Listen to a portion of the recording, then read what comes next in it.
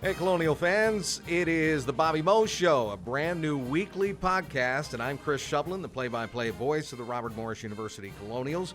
Every week we're going to have players and coaches on, and we're going to go beyond sports talk. It's not going to be the same old sports talk that you're used to on the radio or on some other podcasts, but we're going to go behind the scenes and find out about the personalities here on campus, players, coaches, and a lot more. As a matter of fact, first guy up is going to be the head football coach of the Robert Morris Colonials, Bernard Clark Jr. He comes your way right after we take this timeout.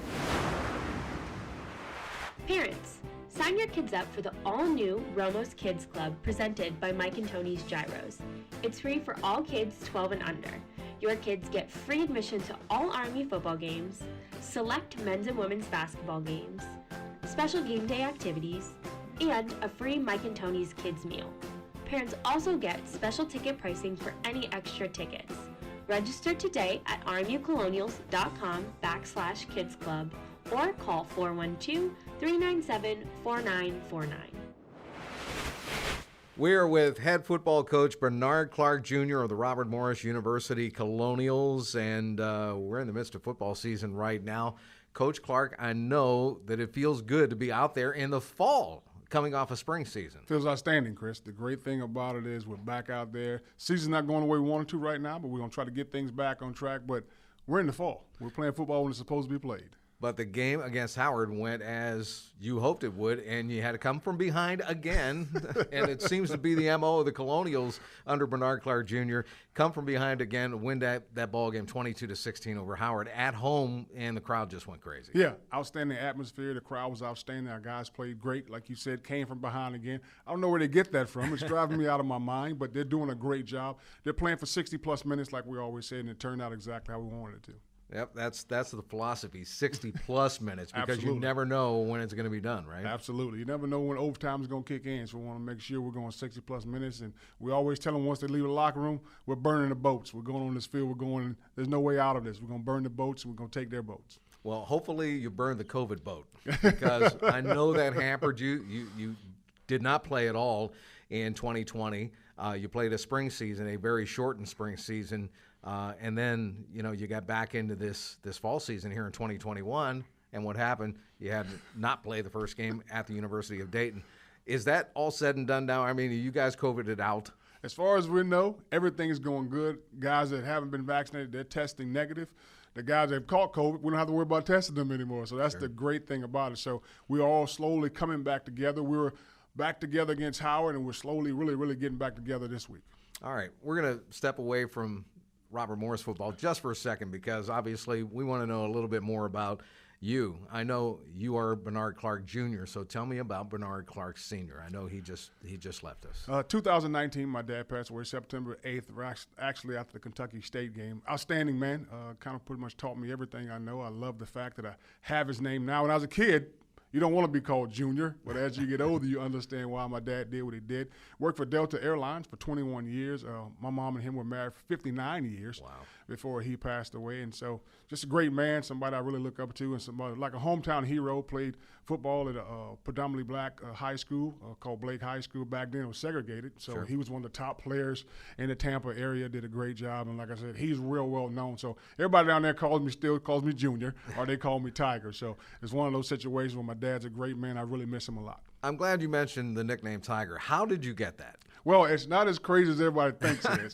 Actually, my mom, when I was 6 months old, my mom said people would try to pick me up out of the crib, and I would fight them. And she said, you fight like a little tiger.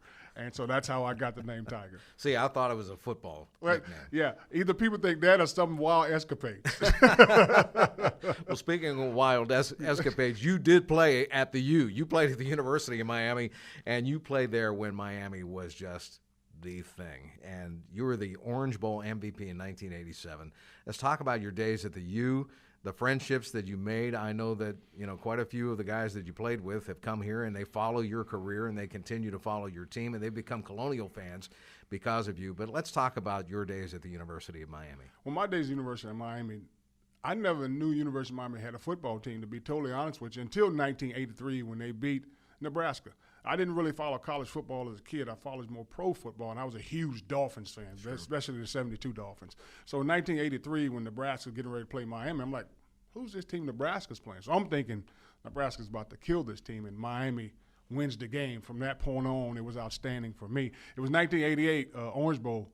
Chris, with the 87 season, but 87 season, but the 1988 Orange Bowl. And I was lucky enough to step in when a guy couldn't make the game by the name of George Maurer Jr. Sure. And I was able to step in and win most valuable player, which is an outstanding thing for me. But the great thing about Miami, there's always someone behind you. So the next year I had to fight for my job, ended up losing my job, and my senior year I had to get my job back because, like you said, at that time Miami was known for the players that it put out at that time. And the guys that were on the team with me, one of them's here with me right now, our offensive line coach, Rod Holder. Sure. He played with me. As a matter of fact, we came into Miami at the same time in 1985. But I also played with guys like Alonzo Highsmith, Jerome Brown, Melvin Bratton, Michael Irvin, Benny Blades, Brian Blades, Cortez Kennedy. I can go on and on and on. Some of the guys Russell I played Maryland, with. who was in the press box last Russell year. Maryland came for our first game. He came for our first game when I was here. He went down for the corn toss for me. So he really helped me out there. And Russell's a great guy. And so that's the kind of family that we have, and that's the family atmosphere we have. That's the kind of atmosphere I want these guys to have, because what I try to tell these guys, this is a player's game. Coaches only put you in position. This is a player's game. You're the one that has to make the plays, and you have to execute the plays. So it's a player's game. So that's was my mindset, and that's what I understood when I got to the University of Miami. I always tell people a funny story. Actually, I didn't know who my coach was when I got to Miami, because Jerome Brown and Melvin Bratton, those guys were in my face so much. I had no idea. I thought they were my coaches, because that's the kind of atmosphere they created at Miami. Sure, absolutely. You spent some time in the NFL, too. Played a couple of years in the NFL, played with the Cincinnati Bengals. I was a third-round draft pick.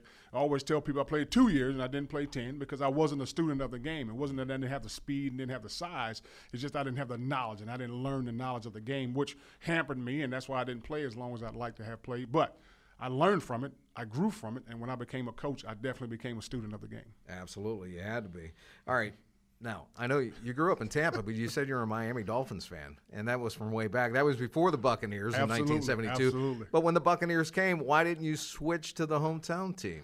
I was so enamored with the Dolphins by that time and what Don Shula had done, and those guys, Mercury Morris and Larry Zonka and Bob Greasy and all those guys. I was enamored with them. So it was like, kind of stayed with them at the time. I slowly became a Bucs fan. I was a huge Bucs fan when Tony Dungy was there, because I thought he did a great job in what he did when he came around and turned that franchise around.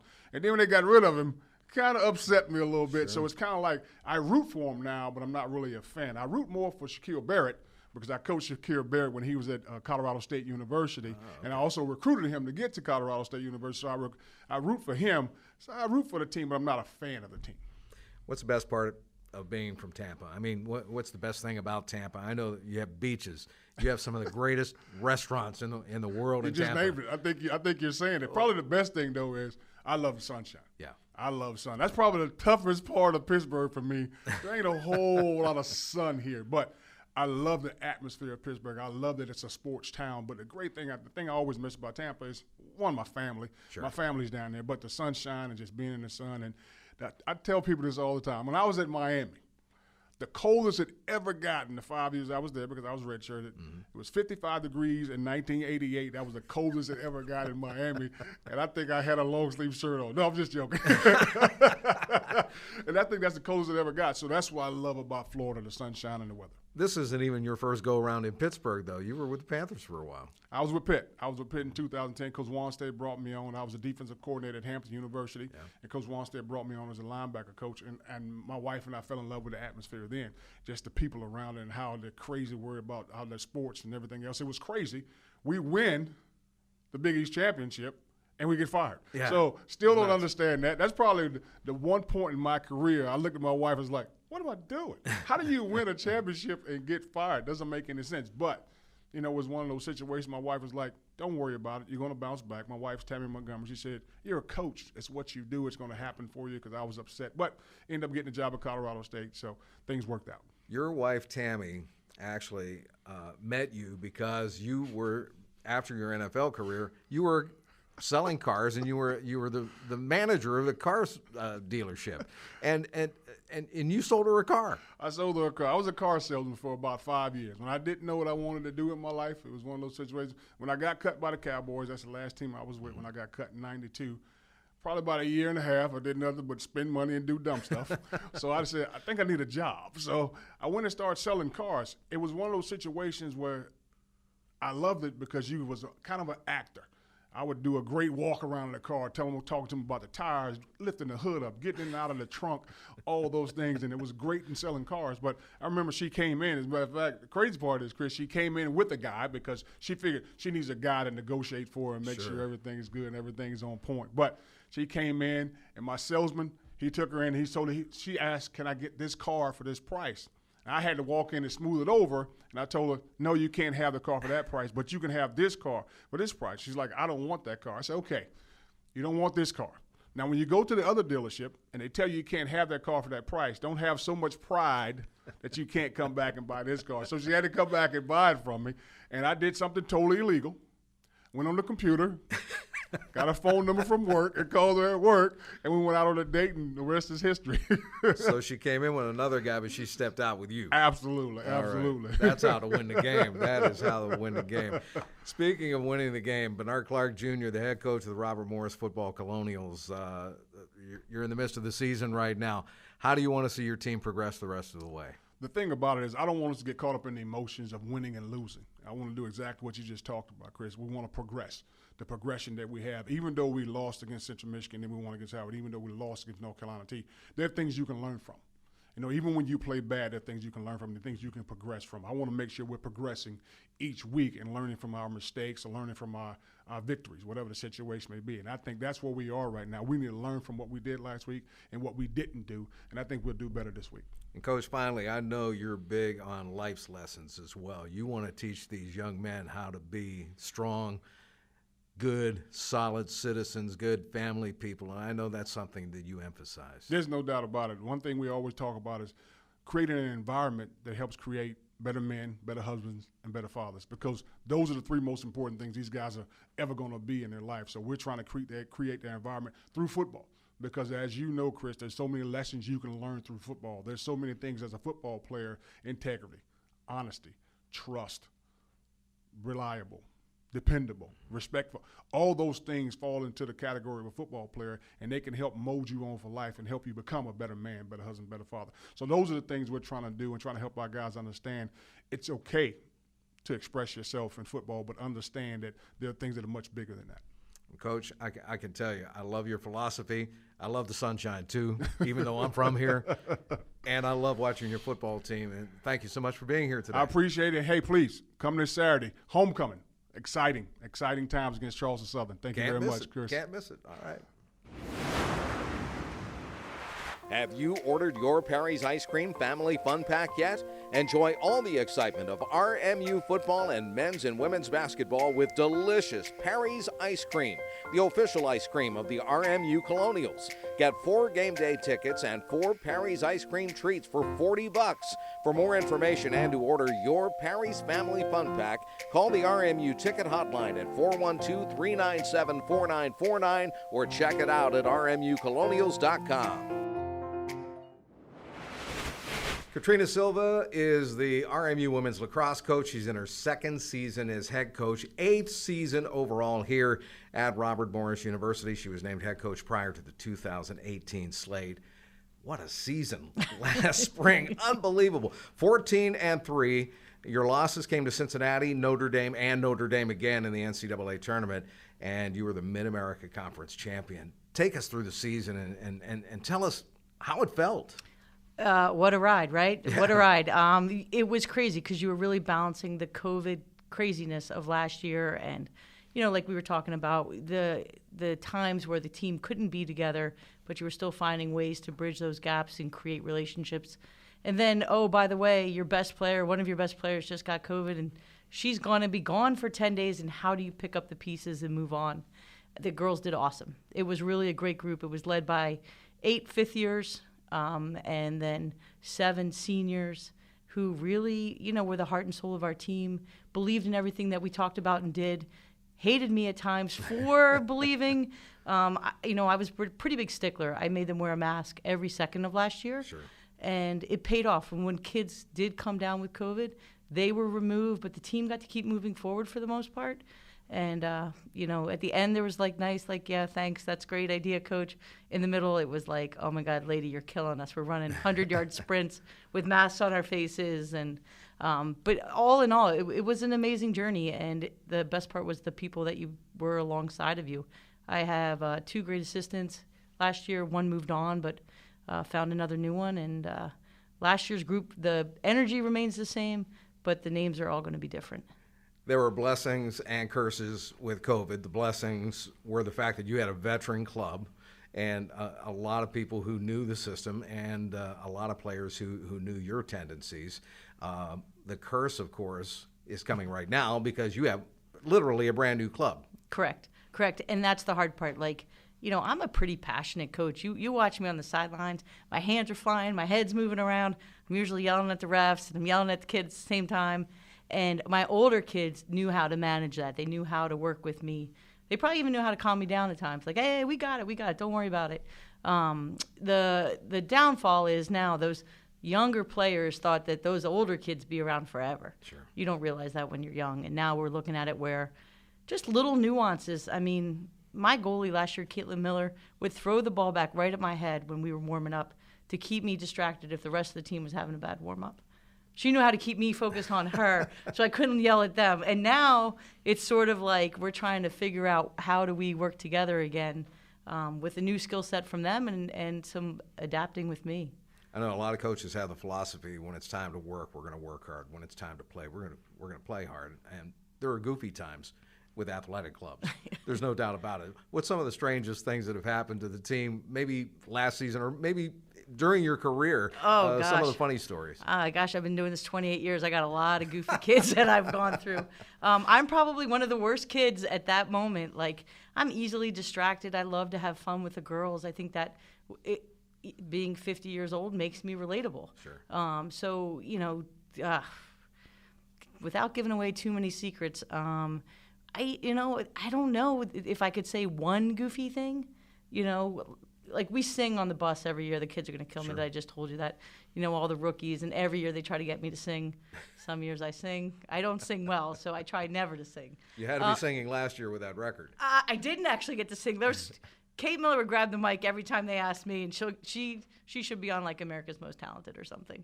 I have to say last year that was part of what I didn't like about COVID. Sure. Was those moments were all really taken away. The kids come to my house every year for dinner a couple times a year. That didn't get to happen last year. So the kids don't know, everyone's heard rumors, the younger ones, that I'm a really good cook. And you don't get a body like this unless you like to eat, and I like to eat, and I like to cook. So good Portuguese family out of me. But okay, favorite dish? Oh, salmon. The kids would always pick salmon. Salmon and steak, if I like them a lot. Some years I got them crab cakes because we always have a lot of Maryland girls on the team. Sure. I make a mean mac and cheese with some bacon in it. It's pretty good. Like I said, it's not really the healthiest. If you're trying to lose a couple pounds, don't come over. I'm trying to get an invite to her house. You can come. You can come. When this is all over and we are free and back at it, you come on over. You're coaching lacrosse here at Robert Morris University, but you have a background in field hockey as well. You were a talented field hockey player. Yeah, I'm an old field hockey player, is what I am now. So, well, tell me about those days. Back when I was younger, like back in the old days, we all played field hockey and lacrosse. I grew up in Philadelphia, and that was a natural. You played field hockey, you played basketball, and you played lacrosse. Every great athlete at my high school did that. Our basketball team was state champs. I had nothing to do with that, but I cheered really well from the bench. I fell in love with goalkeeper. Yeah. And once you're a goalkeeper in one, you're a goalkeeper in the other. And to be honest, as an athlete, I could have never picked a sport. Nowadays kids know they have to specialize. It's so hard to do 2 sports at Division I level. Fun fact is I also worked in a bakery in college. Oh. So I had food. Food's been a long lesson with me. I played field hockey and lacrosse at Towson and snuck off and baked starting at 3:30 in the morning to 8:30. So I've always been pretty active, I guess. And had to hit the books at the same time too. Yeah. I would used to pop open my books while the oven was going off, and my manager would come in. I'm like, look, I got a test. I got to stay in school. I got to stay with field hockey and lacrosse, and and by the way, can I grab a snack on my way out the door? Why is lacrosse, and field hockey for that matter, but why is lacrosse in particular so prevalent on the East Coast? You mentioned you're from Philly. Yeah, that's a great question. I don't know, and it's so weird. Like when I was growing up, all the young women that had just graduated college came back to our area they were our coaches. I mean, my high school coach was the all-time career holder of points. Wow. I mean, she was every now and then I'd be like, hey, coach, give me a college shot. She'd rip it right past me. And I'd be like, I'm working on that. It's just, so I don't know if it was just the fact that it started there in Baltimore and then stayed there and people kept coming back to the area. Here in Pittsburgh, we have a lot of dads that fill in. We're really trying to change the game in Pittsburgh, but we still have a ways to go. We also run a club team that help put young women in the college world and then hopefully get them back one day soon. So we have a lot of our current alums from our club coming back. So we're going to change Pittsburgh lacrosse soon. What have the fans been like? What have the crowds been like for your games? Oh, man, last year, right, it was tough. We only had family. Play in front of nobody, right? Right. And then our fall ball event the other day, all the little Pittsburgh kids came out. They were making signs. They're coaching their coaches or cheering their coaches on.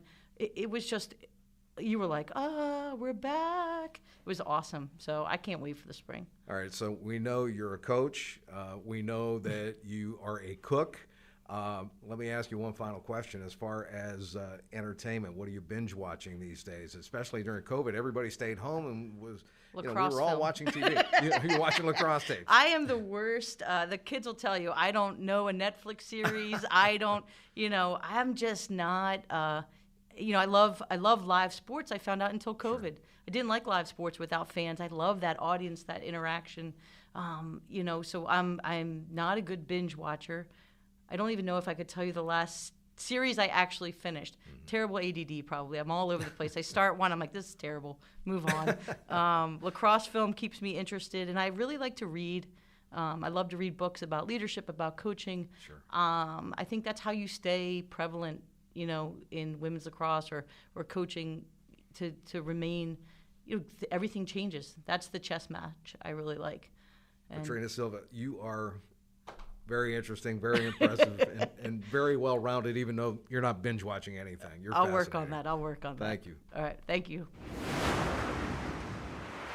Want to catch all the action of Army football and basketball, but your schedule is too busy to commit to games in advance? Have we got a ticket package for you? Our new Flex plan gives you the ultimate flexibility to pick and choose your games and saves you 30% off regular ticket prices. For only $99, you'll receive 12 ticket vouchers you can redeem in any number at the box office on game day. Call the Army Ticket Hotline at 412-397-4949 or check it out at rmucolonials.com. Let's take a look at what happened with the Colonial teams last week. First of all, in women's soccer fell to Northern Kentucky by a tally of 3-2. In football, we were down in Greensboro, North Carolina, where NC-A&T beat the Colonials 41-14. In volleyball last Friday, the Colonials lost to Purdue Fort Wayne 3-1, but came up with a sweep over IUPUI 3-0 and picked up their first Horizon League victories. Tuesday, they lost to Northern Kentucky 3-1. In men's soccer, picked up a win 2-1 versus Wright State on Saturday, and that's their second Horizon League win of the season. Coming up Saturday at noon, it'll be men's soccer home to UIC, Illinois Chicago, coming in to Moon Township. Next Wednesday at 2 at home, it'll be men's soccer versus Cleveland State. That will air on ESPN+. Volleyball tomorrow, Friday, at home versus Youngstown State. The Penguins and the Colonials hooking up in that one on ESPN+. In women's soccer today, Thursday, on the road at UIC at 5:30 p.m., and then Sunday they'll be back home against Oakland at 1 o'clock. That one also airing on ESPN+. And finally, football. The Colonials, the homecoming game, this coming Saturday against Charleston Southern. Remember, kickoff a little bit later than usual. We'll start at 3 o'clock for the homecoming game, and I'll be on the call along with Jim Elias. It will air on ESPN Plus and on the RMU Game Day app. That's going to do it for the Bobby Moe Show. I'm Chris Shovlin. Thanks for tuning in. We'll talk to you next week.